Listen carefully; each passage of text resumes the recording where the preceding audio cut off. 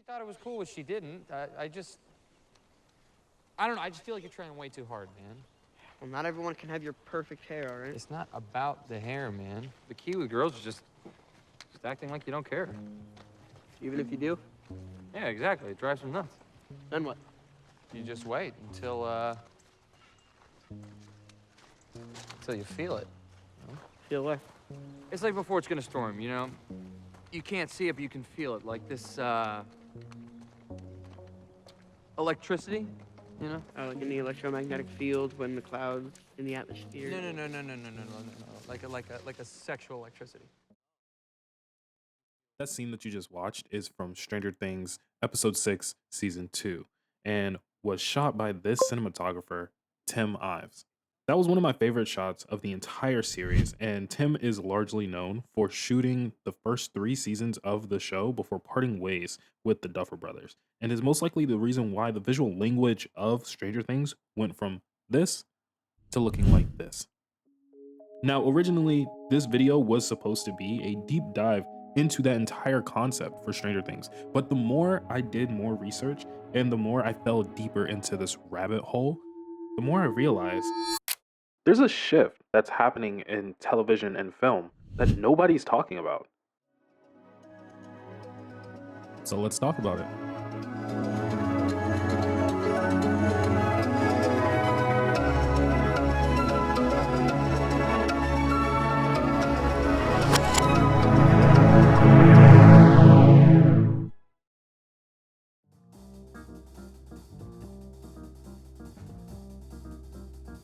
Over the last 2 decades, I think that we as the audience has noticed that the lines between TV and film have been blurred. However, currently in the modern day, those lines seem to be getting a lot more defined again. Now, let me start by saying I miss the days when TV had its own visual identity and shooting style that were separate away from film. And I kind of hope that the industry would have went in a different direction visually, rather than imitating film's techniques, the approach to release schedules, and most of all, losing its sense of artistic color grading. I will be going over more in depth why streaming shows and some movies have been looking so washed out recently later in this video. But for now, I sort of want to just lay out a timeline for you guys so you can see roughly how and when this convergence of TV and film really happened and where it's headed in the future. If we look at the late 2000s, TV still looked like TV. It's mostly comprised of shows that we grew up seeing on cable, from various sitcoms to shows like Grey's Anatomy, Supernatural, NCIS, and The Office. Now, when I say that TV looked like TV, I don't just mean that aesthetically. I meant that by the means of production too, because aside from the outlier being The Office and its documentary style of shooting, all of these shows are basically shot the same. Back in these days, TV was run on a very tight schedule. Between 20 plus episodes each season and rotating out directors every other episode, executives made the decision that visual style of TV back then had to be repeatable, predictable, and most of all, fast. Scenes weren't designed as single visual ideas back then. Most shows during these times really only used 4 different types of angles: a wide shot for establishing location, a medium shot for talking, close-ups for emotion, and reverse shots during dialogue. This was called coverage-based shooting, basically where they get every single angle possible so the editor will have multiple options to choose from in post.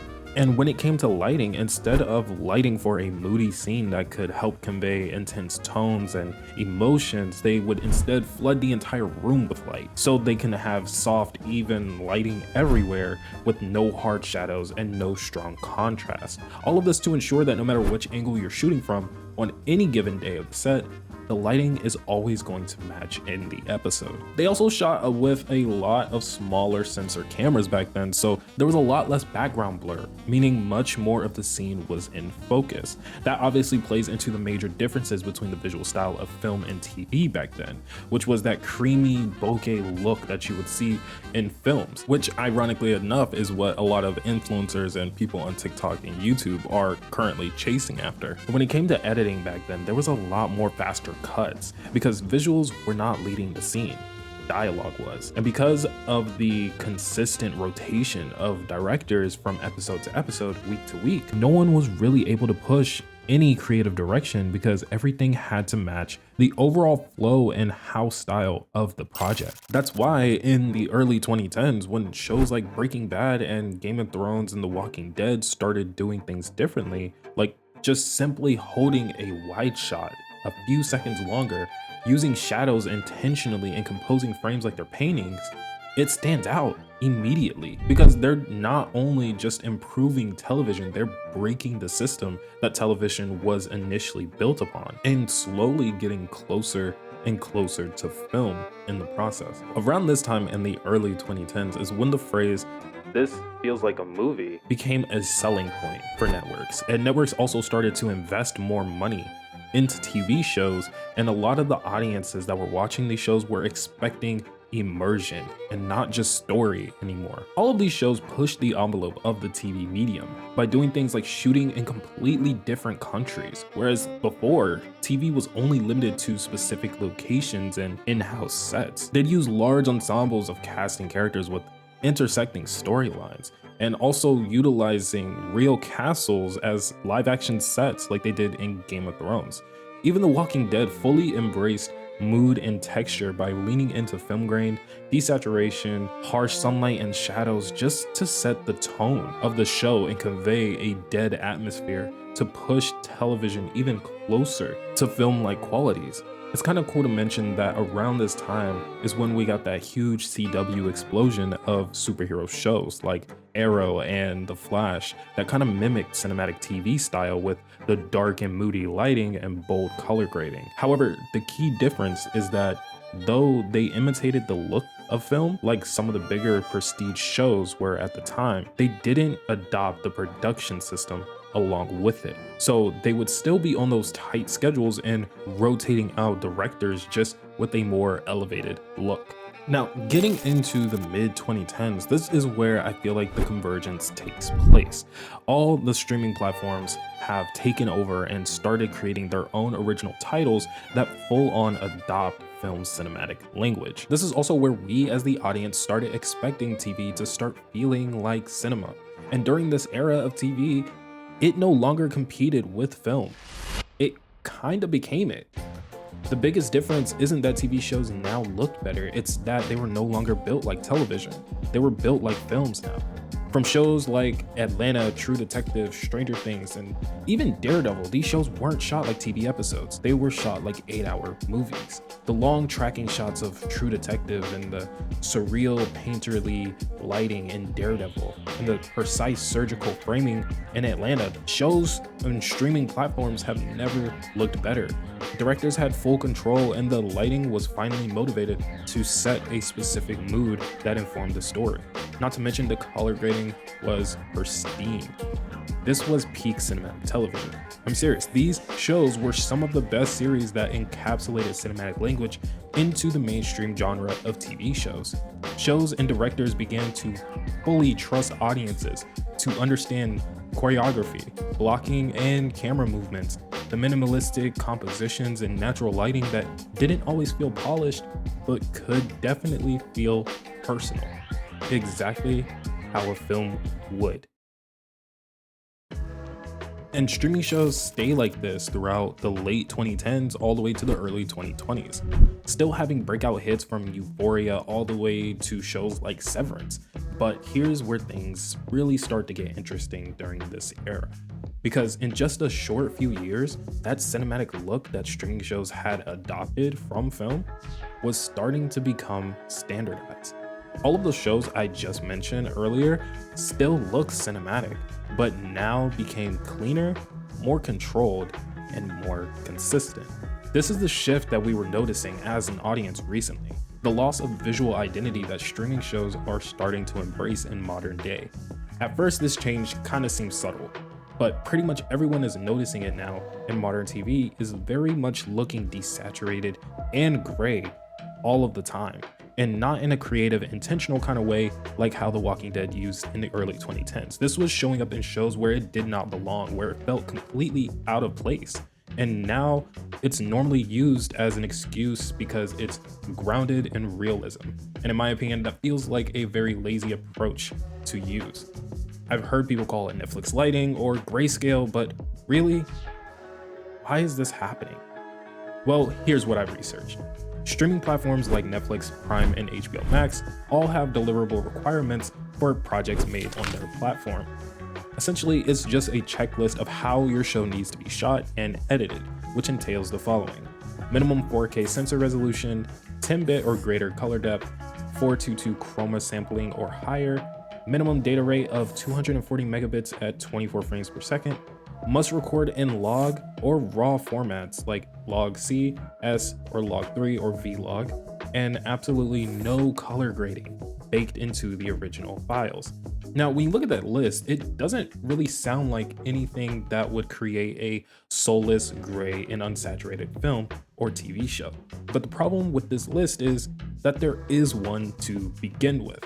Let me explain. The existence of this list emphasizes the structural pipeline of streaming platforms. We all know in the industry that time equals money, and to do bold and creative ideas with a film or TV show takes time. It would take too much time, though, to grade a moody, grainy, blue lit scene that was shot across multiple days, because a single shot can take multiple hours to set up and light to look perfect for a specific mood or tone. And on the opposite hand, it only takes a couple of minutes to completely flood a scene with so much light to expose as much detail as possible in all of the shadows. And studios are most likely going to choose the fastest and cheapest way and then try to just add a bunch of character in post-production. And in my opinion, it feels like the TV medium throughout the 2010s adopted the cinematic language of films, including the lighting and color grading techniques. However, when they got used to that level of production, they are now regressing back to the old television format that was used for network TV, and are just applying these techniques to streaming shows of today. And with projects that have executives and producers from streaming platforms breathing down directors' neck at every step of production, it just further decentralizes directors from making big creative choices at the fear of slowing down the efficiency of the overall pipeline. Because in this modern day, television behind the scenes is becoming more and more like an assembly line. And sadly, if a cinematographer or editor is not willing to create those flat and gray and unsaturated visuals, then there's like 50 more standing behind them ready to take that job. It's became a strict production machine that is limiting creative freedom. Now, I know I haven't talked much about film side of the timeline yet in this video, but majority of the 2010s for film was mostly the industry pushing more towards digital cameras and much more use of CGI and VFX. Some of it looked great, some of it not so much. But films also were plagued by this overly clean and soulless look in the early 2020s. However, there was one studio that broke through that lifeless barrier and kind of reminded the industry what films used to look like and feel like. And that studio, of course, being A24. And no, I'm not going to sit up here and straight up glaze A24 and say that they saved cinema, but I will give them grace in saying that their consistent release of films that had incredibly distinct looks and personalities, not to mention being shot on film most of the time, garnered a lot of attention, to the point that a new wave started influencing social media and people wanting to obtain that A24 look the same way that cinematic looks used to be big a few years prior. And that definitely had an influence on the industry. 2025 was an amazing year for film. We got so many incredibly beautiful films that hit theaters like Begonia, One Battle After Another, Marty Supreme, even Sinners. There was just so many great films that just looked amazing. And it really felt like films was going back to how it used to be. Directors are even going back to using real sets again, and are using digital sets like The Volume less and less these days. The blend between practical and visual effects are even becoming more and more seamless. And most importantly, movies are becoming moments again. In my opinion, that's what brings back the nostalgic feeling of movies. It's not all about the look and how it feels, it's also about the event of it all. People were talking for months about Sinners after its first release because Ryan Coogler created such a rich and deep story filled with Black and Asian history mixed in with mystical elements. And Timothée Chalamet did such a generational press run with Marty Supreme before its release that generated so much hype for the movie that it was going to be a box office success whether or not the movie was good or bad, because he just made it feel like an event and you didn't want to miss out on. I love the trajectory that movies and films are starting to go into, and they're just starting to feel like good old movies again, if that even makes sense anymore, and hopefully we just don't see that changing anytime soon. Unfortunately though, the real reason that shows and films are being released today with that soulless gray washed out look to them just boils down to executive choice and production efficiency in order to save money and time on projects. But that poses another question. Why are streaming platforms going in this direction to begin with?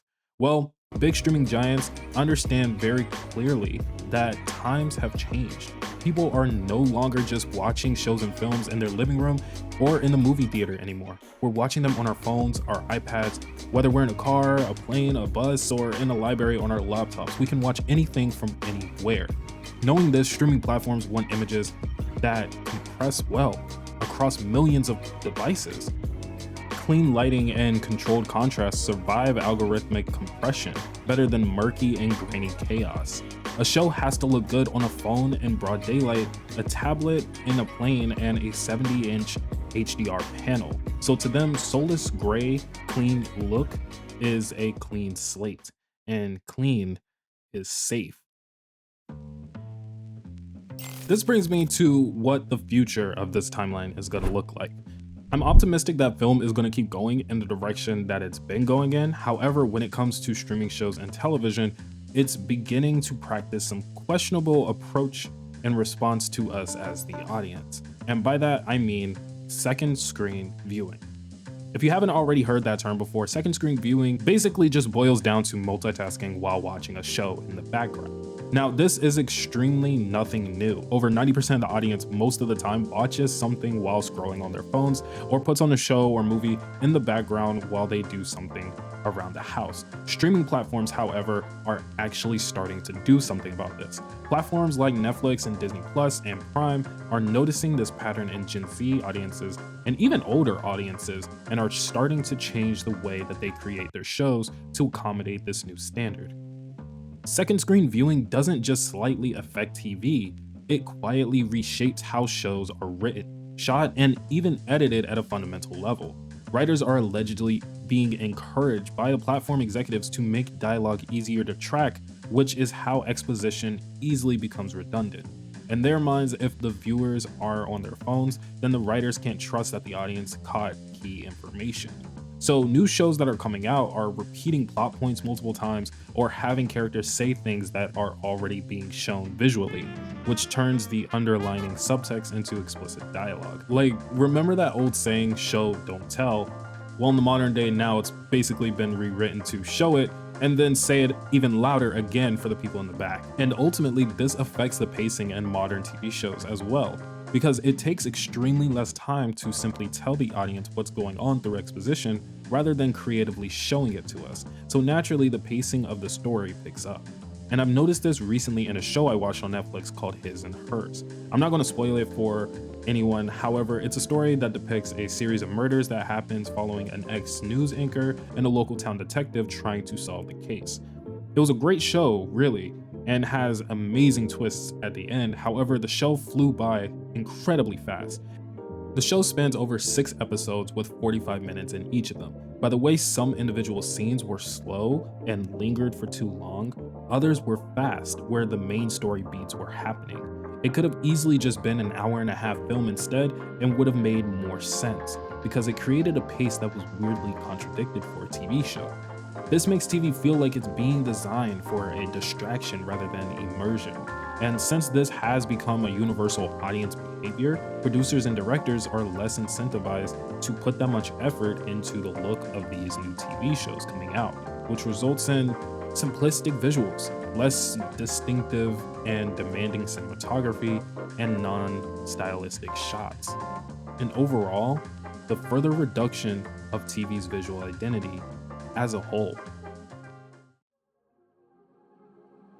It's kind of crazy to think about how much has changed in 20 years for film and TV in terms of their journey. TV began as something functional, fast to produce, easy to watch, and was built around efficiency. However, somewhere towards the middle, it began reaching for more. It borrowed things from film, the composition, lighting, colors, until eventually it wasn't just borrowing the cinematic language anymore. It became fluent in it. And for a brief moment, TV and film became indistinguishable from each other. But that moment couldn't last forever. Because once that style proved successful, just like any other industry of capitalism, it had to scale.